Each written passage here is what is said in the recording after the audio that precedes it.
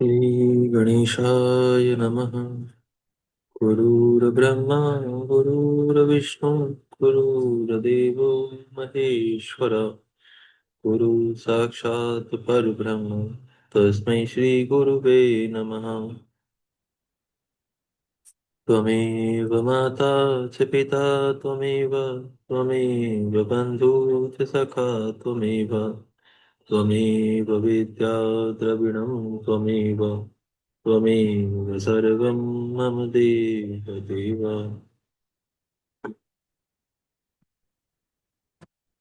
यहाँ से 11वां अध्याय प्रारंभ होता है। इस अध्याय में दान के प्रभाव से यमपुर के दुख का अभाव तथा अन्नदान का विशेष महात्म्य वर्णन बताया गया है। श्री व्यास जी बोले, हे प्रभु, पाप करने वाले मनुष्य बड़े दुख से युक्त होकर यम मार्ग में गमन करते हैं। अब आप उन धर्मों को कहिए जिनके द्वारा वे सुख पूर्वक यम मार्ग में गमन करते हैं। श्री सनत कुमार बोले,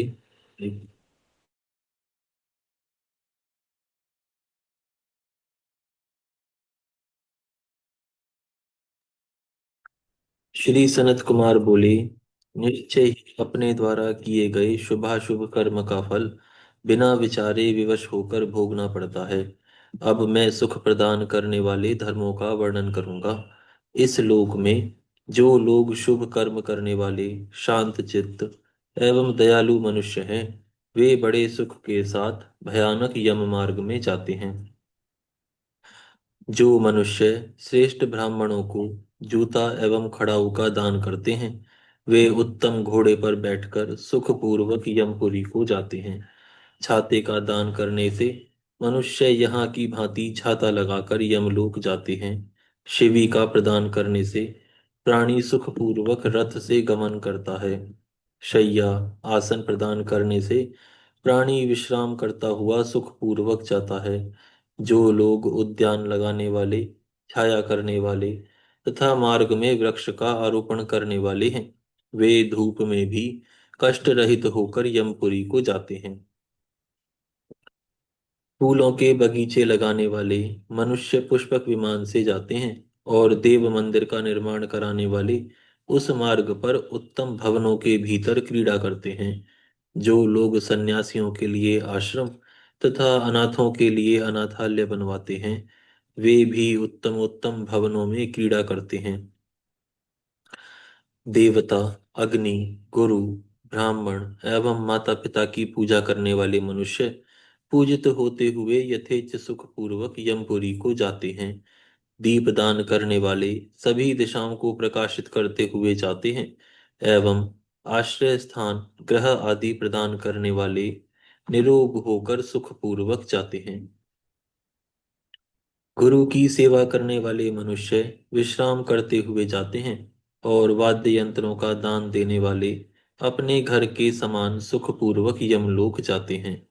गौ प्रदान करने वाले सभी कामनाओं से संपन्न होकर जाते हैं। मनुष्य इस लोक में जो भी अन्न पान आदि दिए रहता है, वही परलोक के मार्ग में वह प्राप्त करता है।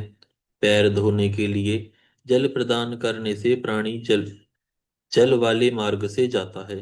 पैरों में लगाने के लिए उबटन का दान करने वाले घोड़ों की पीठ पर चढ़कर जाते हैं। हे व्यास जी, जो पैर धोने के लिए जल, उबटन, तेल आदि, दीपक, अन्न एवं प्रतिश्रय, गृह आदि प्रदान करता है, उसके पास यमराज नहीं जाते हैं। सोना एवं रत्न का दान करने से मनुष्य घोर कष्टों को प्राप्त करता हुआ तथा चांदी, बैल आदि का दान करने से वह सुख से यमलोक को जाता है।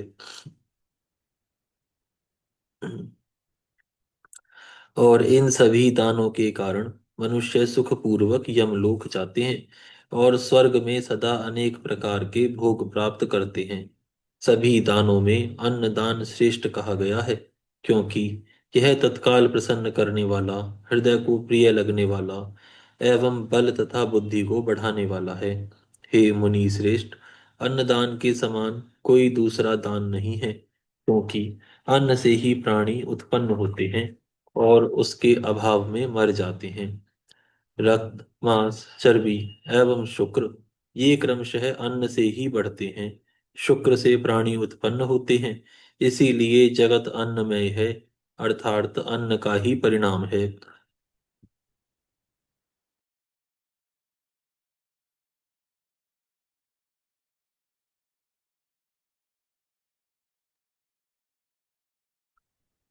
भूखे लोग स्वर्ण, रत्न, घोड़ा, हाथी, स्त्री, माला, चंदन आदि समस्त भोगों के प्राप्त होने पर भी आनंदित नहीं होते हैं। गर्भस्थ, उत्पन्न हुए शिशु, बालक, युवा, वृद्ध, देवता, दानव तथा राक्षस ये सब आहार की ही को ही विशेष आकांक्षा रखते हैं। इस जगत में भूख को सभी रोगों में सबसे बड़ा रोग कहा गया है। वह रोग अन्न रूपी औषधि के लेप से नष्ट होता है, इसमें संशय नहीं है। क्षुधा के समान कोई दुख नहीं है, क्षुधा के समान कोई व्याधि नहीं है, आरोग्य लाभ के समान कोई सुख नहीं है, एवं क्रोध के समान कोई शत्रु नहीं है। अतः अन्न दान करने से महापुण्य कहा गया है, क्योंकि क्षुधा रूपी अग्नि से तप्त हुए सभी प्राणी मर जाते हैं। अन्न का दान करने वाला प्राणदाता और प्राण दान करने वाला सर्वस्व का दान करने वाला कहा गया है। अतः मनुष्य अन्न दान से सभी प्रकार के दान का फल प्राप्त करता है। जिसके अन्न से पालित पुरुष पुष्ट होकर पुण्य संचय करता है, उसका आधा पुण्य अन्नदाता को और आधा पुण्य स्वयं उस कर्ता को प्राप्त होता है, इसमें संशय नहीं है।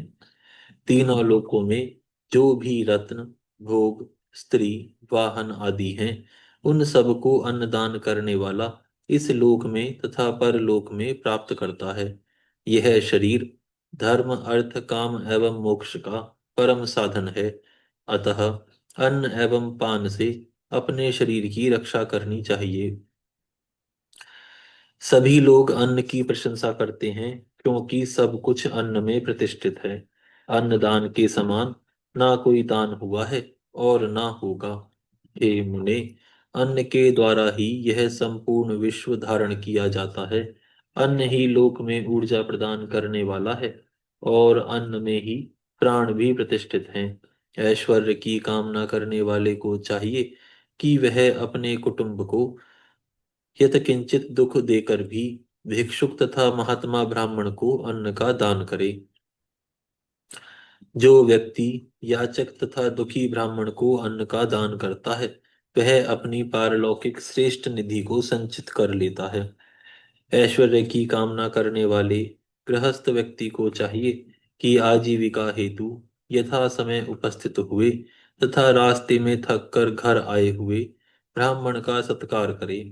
हे श्री व्यास जी, जो शील संपन्न तथा ईर्ष्या शून्य होकर भोजन देने वाला पुरुष उत्पन्न हुए क्रोध का त्याग कर अभ्यागत की पूजा करता है, वह इस लोक तथा परलोक में बहुत सुख प्राप्त करता है। कभी भी प्राप्त हुए अन्न की निंदा ना करें और ना उसे किसी तरह फेंकें ही, क्योंकि चांडाल तथा कुत्ते के लिए भी दिया गया अन्नदान निष्फल नहीं होता है। थके हुए तथा अपरिचित पथिक को जो प्रसन्नता पूर्वक अन्न प्रदान करता है, वह ऐश्वर्य प्राप्त करता है। हे महामुने, जो मनुष्य पितरों, देवताओं, ब्राह्मणों एवं अतिथियों को अन्नों के द्वारा संतुष्ट करता है, उस व्यक्ति को बहुत पुण्य मिलता है। अन्न तथा जल का दान तो ब्राह्मण के लिए ही नहीं, बल्कि शूद्र के लिए भी विशेष महत्व रखता है। अतएव अन्न के इच्छुक से गोत्र, शाखा, स्वाध्याय तथा देश नहीं पूछना चाहिए। इस लोक में ब्राह्मणों के द्वारा याचन किए जाने पर जो व्यक्ति अन्नदान करता है, वह प्रलय काल तक उत्तम स्थान स्वर्ग में निवास करता है। हे विप्रों, जिस प्रकार कल्प वृक्ष आदि वृक्ष सभी कामनाओं को देने में समर्थ होते हैं, उसी प्रकार अन्नदान अन्नदाता को सभी कामनाओं का फल प्रदान करता है, और अन्न देने वाले लोग आनंद पूर्वक स्वर्ग में निवास करते हैं। हे महामुने, अन्न प्रदान करने वाले व्यक्ति के लिए अन्नदान के कारण स्वर्ग में जो अतिशय दिव्य लोक बनाए गए हैं, उन्हें सुनिए। उन महात्माओं के लिए अनेक सुखोपभोगों से परिपूर्ण तथा स्थापत्य कला के विविध चमत्कारों वाले शोभा युक्त भवन स्वर्ग में प्रकाशित होते हैं। उनके भवनों में उनकी कामना के अनुरूप फल प्रदान करने वाले वृक्ष, सोने की बावली, सुंदर कूप तथा सरोवर विद्यमान रहते हैं।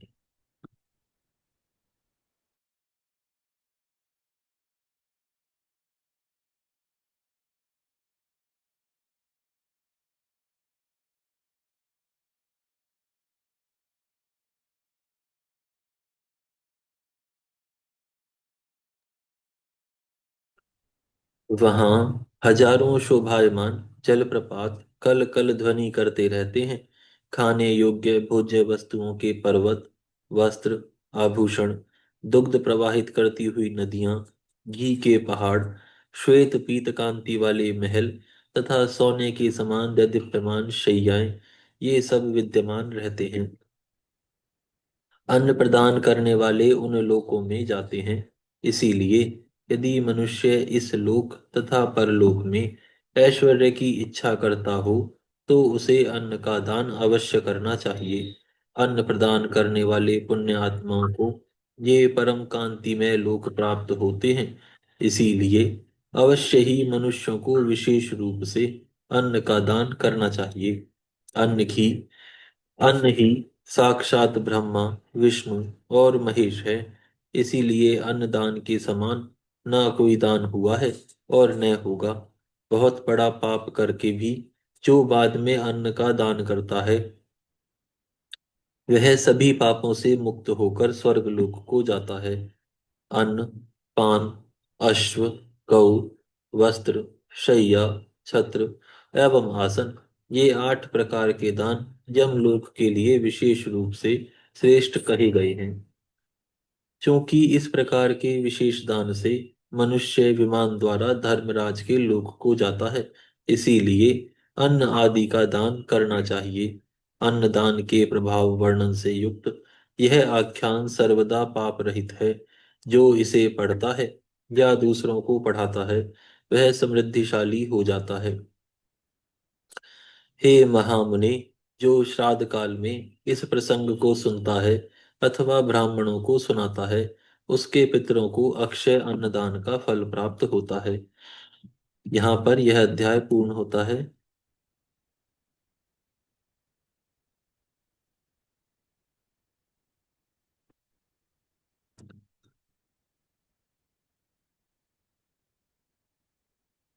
आज हम यहाँ विराम करते हैं, फिर कल से प्रारंभ करेंगे। हे गौ माता, आप सभी देवताओं की माता, सभी तीर्थों का तीर्थ, सभी पुण्य का पुण्य है। हम सभी आपको दंडवत प्रणाम करते हैं। आपकी कृपा सदैव हमारे ऊपर बनी रहे।